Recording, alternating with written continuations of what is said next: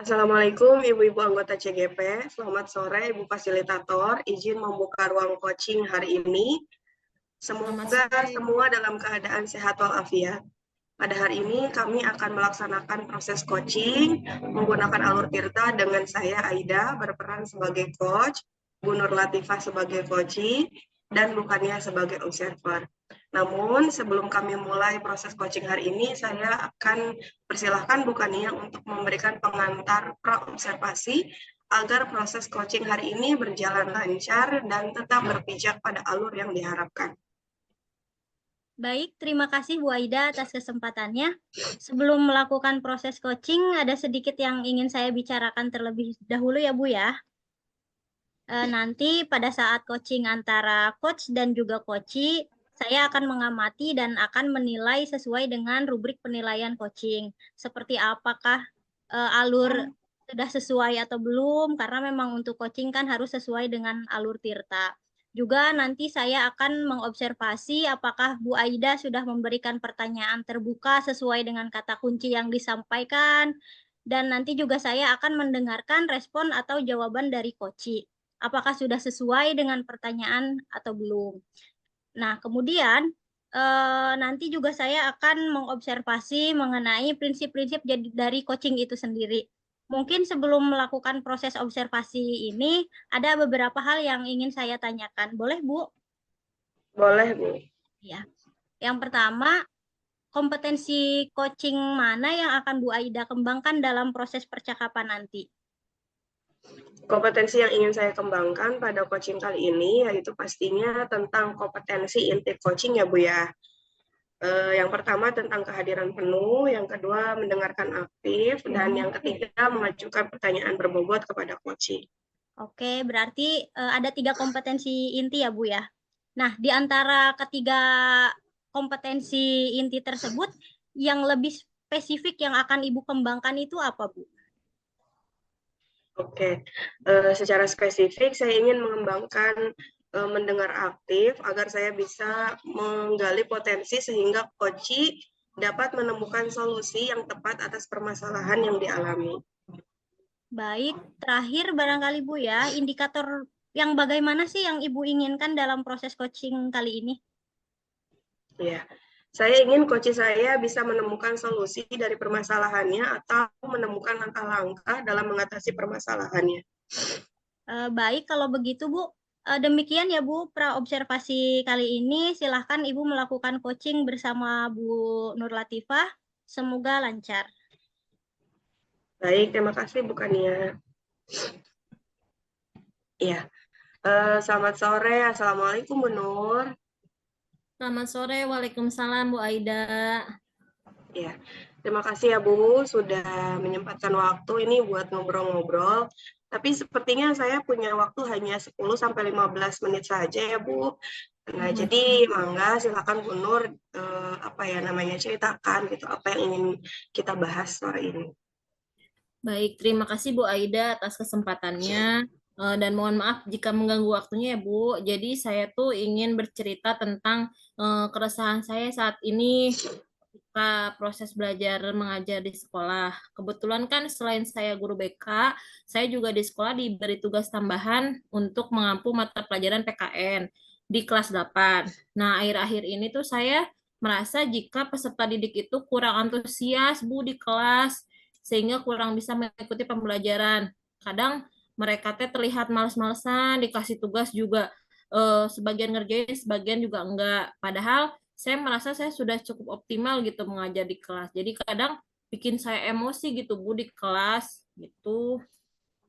Oke, Bu Nur, yang tadi sudah Ibu sampaikan, kalau boleh saya ambil kesimpulan, berarti ini tentang peserta didik yang kurang antusias gitu ya Bu dalam mata pelajaran PKN di kelas Ibu ya. Iya Bu. Kemudian sering menyepelekan tugas, kemudian kurang bisa mengikuti pembelajaran gitu ya Bu. Iya Bu, benar sekali. Jadi saya kadang ngerasa down gitu di kelas tuh ngajar, ngerasa gagal jadi guru gitu. Oke. Nah, dari masalah yang tadi Ibu sampaikan, tujuan kita ngobrol sore ini apa kira-kira Bu? Ya, saya sih berharap Bu, setelah proses kita berbincang sore ini, saya bisa menemukan solusi lah Bu, bagaimana caranya biar peserta didik di kelas saya teh nanti lebih antusias lagi saat belajar, semangat ngerjain tugas, pokoknya kelasnya jadi hidup lagi gitu Bu, sehingga saya juga nyaman gitu ngajar di kelas itu, jadi nggak males-malesan gitu. Iya, Bu Nur. Nah, menurut Bu Nur, gambaran guru atau pembelajaran seperti apa sih yang bisa mendorong peserta didik supaya antusias belajar di kelas? Kalau menurut saya, Bu, harusnya kalau anak-anaknya itu aktif di kelas. Jadi bukan cuma sayanya aja yang aktif bicara di kelas, anaknya mah diem mau gitu mendengarkan. Kan lama-lama kesel ya, Bu, kayak seperti komunikasinya satu arah gitu. Kalau kata bahasa Sundanya mah, sayanya jadi capek ngecoblak sendiri gitu pas ngajar teh gitu. Iya, benar. Berarti ini tentang anak-anak yang kurang aktif ya selama ini di kelas ya. Padahal Hmm. Ibu sudah aktif menjelaskan gitu. Nah, menurut Bu Nur, apa yang bisa diubah atau bisa dilakukan gitu supaya anak-anak ini aktif di kelas? Hmm, apa ya, Bu? Mungkin eh, seharusnya saya teh bisa menggunakan metode pembelajaran yang lebih variatif mungkin ya Bu. Karena punten jujur mungkin saya akui kan materi kelas 8 teh PKN itu agak berat dan membosankan materinya. Terus banyak lagi bab-babnya. Kadang kan namanya guru teh suka terkejar targetnya Bu ya, target pembelajarannya. Saya itu masih lebih sering pakai metode konvensional di kelas, khususnya kayak ceramah lah di kelas ya. Jadi mungkin anak-anak teh bosen mungkin ya sama pelajaran saya. Iya, oke. Jadi kalau menurut Ibu harusnya pembelajaran itu pakai metode yang variatif gitu ya. Sementara Ibu masih pakai metode konvensional. Nah, sekarang menurut Ibu kalau misalnya Ibu masih pakai metode ceramah, terus Ibu diminta memberikan level gitu ya, penilaian atas diri Ibu dalam melaksanakan pembelajaran, Ibu ada di nomor berapa? Kalau dari 1 sampai 10. Mungkin kalau penilaian pribadi saya mah masih di level 6 kali ya Bu ya. Level 6 ya. Berarti apa tuh yang harus ditingkatkan agar menjadi lebih baik? Eh, Kalau saya pribadi sih sebenarnya nggak muluk-muluk ya Bu. Misalkan berubah dari level 6 ke level 8 juga saya merasa sudah ada perbaikan buat diri saya pribadi gitu ya. Misalkan dari anak-anak yang kurang aktif jadi lebih antusias aja kayaknya saya udah seneng gitu. Jadi tidak terlalu meski tidak terlalu tinggi ya Bu peningkatannya sampai ke level 8, tapi menurut Ibu usaha apa yang bisa Ibu lakukan nih supaya bisa naik dari 6 ke 8? Mungkin ya Bu, bentar. Pertama-tama mungkin saya menyiapkan lebih dahulu gitu ya rencana pembelajaran yang lebih variatif dan menyenangkan. Bikin RPP-nya mungkin yang tadinya biasa saya cari sumber belajar atau sumber RPP yang lebih variatif. Terus mungkin sayanya berusaha nanti teh nggak selalu saya yang menjadi pusat pembelajaran gitu ya. Mungkin saya akan lebih memberikan kesempatan kepada peserta didik untuk lebih aktif di pembelajaran. Terus juga metode belajarnya, cara-cara mengajarnya lebih menyenangkan. Terus kalau tugas-tugas, mungkin nanti saya evaluasi lagi Bu, bobotnya gitu. Saya takut mungkin tugasnya terlalu berat atau terlalu banyak mungkin gitu ya Bu. Jadi nanti saya harus tinjau kembali sesuai nggak sama kebutuhan atau kemampuan peserta didik mungkin itu Bu. Baik. Nah, berarti kalau saya ambil ada rencana Ibu tuh yang pertama membuat atau menyusun ya pembelajaran lebih variatif lagi supaya lebih menyenangkan. Kemudian yang kedua mencari sumber belajar yang lebih beragam ya Bu ya. Ya. Kemudian yang selanjutnya yang terakhir meninjau kembali bobot tugas ya yang diberikan kepada anak-anak nih sesuai atau tidak. Begitu ya Bu? Iya Bu, benar sekali. Seperti itulah kira-kira rencananya. Ya. Kalau saya merasa hal-hal tersebut sudah baik, Bu, jika akan Ibu terapkan di kelas. Nah, dari ketiga poin tersebut ya, sudah menjadi komitmen untuk dilaksanakan, kapan Ibu mau mulai melaksanakannya? Sepertinya secepatnya ya Bu ya. Insya Allah mungkin kalau terkejar minggu ini saya akan mulai bergerak. Pertama untuk membuat rencana pembelajaran dulu yang lebih variatif, nyari metode pembelajaran yang lebih menyenangkan. Terus nanti kalau sudah siap diterapkan, mungkin nanti saya tinjau kembali bobot tugasnya yang diberikan kepada murid gitu. Baik, saya senang ya Bu mendengarnya. Semoga yang Ibu rencanakan ini bisa terwujud dengan baik. Ya utamanya agar segera menciptakan gitu ya pembelajaran yang lebih hidup di kelas, kemudian menyenangkan, aktif sesuai dengan harapan Ibu di awal perbincangan kita tadi ya Bu ya. Itu. Nah, tapi mohon maaf Ibu, sepertinya kita sudah ada di ujung waktu ya. Saya terima kasih kepada Ibu sudah berkenan untuk berbagi cerita dengan saya. Ya Ibu, malah saya yang terima kasih sekali sudah Ibu berkenan mendengarkan saya, meluangkan waktu. Iya. Nah, kalau menurut Bu Nur, apa yang dari yang tadi kita sudah bicarakan, apa yang Bu Nur rasakan gitu? Apakah sudah lebih baik setelah kita mengobrol sore ini?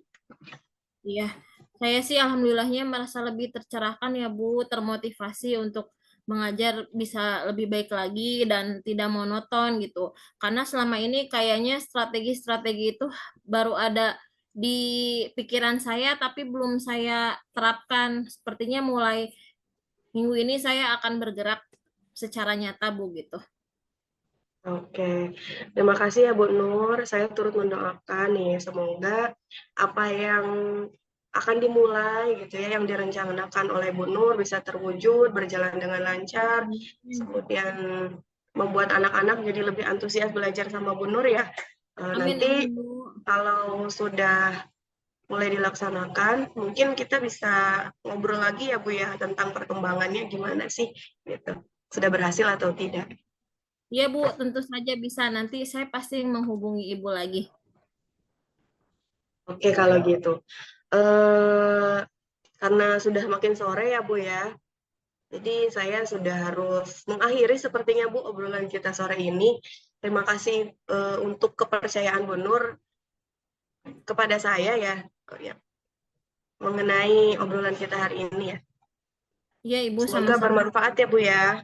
Amin, amin. Terima kasih Bu. Saya izin pamit ya Bu. Ya, baik. Mangga. Alhamdulillahirabbil alamin. Terima kasih untuk Bu Aida dan Bu Nur yang sudah menyelesaikan kegiatan coaching hari ini. Saya sebagai observer ingin memberikan hasil observasi singkat saya selama proses coaching tadi ya, Bu. Sebelumnya saya sangat mengapresiasi sekali coaching yang dilakukan oleh Bu Aida sebagai coach dan juga Bu Nur sebagai coaching karena menurut saya sudah menampilkan kompetensi coaching yang sudah baik. Bu Aida tadi juga sudah hadir secara penuh, mendengarkan dengan seksama, dan juga aktif memberikan pertanyaan-pertanyaan yang terbuka, sehingga Bu Nur sebagai coach juga bisa menemukan solusi-solusinya sendiri gitu, tanpa harus diberikan solusi oleh Bu Aida sebagai coach. Dari segi alur juga tadi alur tirtanya sudah muncul, sehingga pada saat coaching akan berakhir, solusi dari permasalahannya itu munculnya dari coaching, bukan dari coach. Sehingga saya bisa menyimpulkan kalau proses coaching hari ini sudah cukup berhasil, meskipun memang terkadang selalu ada saja kata-kata yang sebetulnya itu tidak dianjurkan untuk diucapkan ya, seperti mungkin, kira-kira, dan lain-lain, tapi memang itu perlu perlu latihan secara berulang-ulang ya Bu ya, karena kalau sudah terbiasa insya Allah kata-kata tersebut bisa saja kita hindari. Selamat kepada Bu Aida dan Bu Nur. Tetapi sebelumnya ada satu pertanyaan terakhir dari saya Bu, khusus untuk Bu Aida. Sebelum kita tutup, boleh Bu? Boleh Bu, silahkan. Untuk Bu Aida, kompetensi apa lagi nih yang ingin dikembangkan berdasarkan hasil melakukan coaching yang sudah dilakukan barusan? Ya, soal itu ya Bu ya, semoga ke depannya saya bisa melakukan coaching dengan lebih baik lagi. Kemudian semoga apa yang Ibu sampaikan tadi bisa menjadi acuan kepada saya untuk perbaikan ke depannya. Amin. Terima Semoga kasih ya, Bu. kedepannya, ya sama-sama Bu Aida. Semoga kedepannya kita juga bisa melakukan coaching dengan lebih baik lagi ya Bu. Demikian observasi saya hari ini. Semoga bermanfaat untuk kita semua. Saya tutup sekalian ya Bu ya untuk kegiatan coaching hari ini. Wassalamualaikum warahmatullahi wabarakatuh. Waalaikumsalam warahmatullahi wabarakatuh.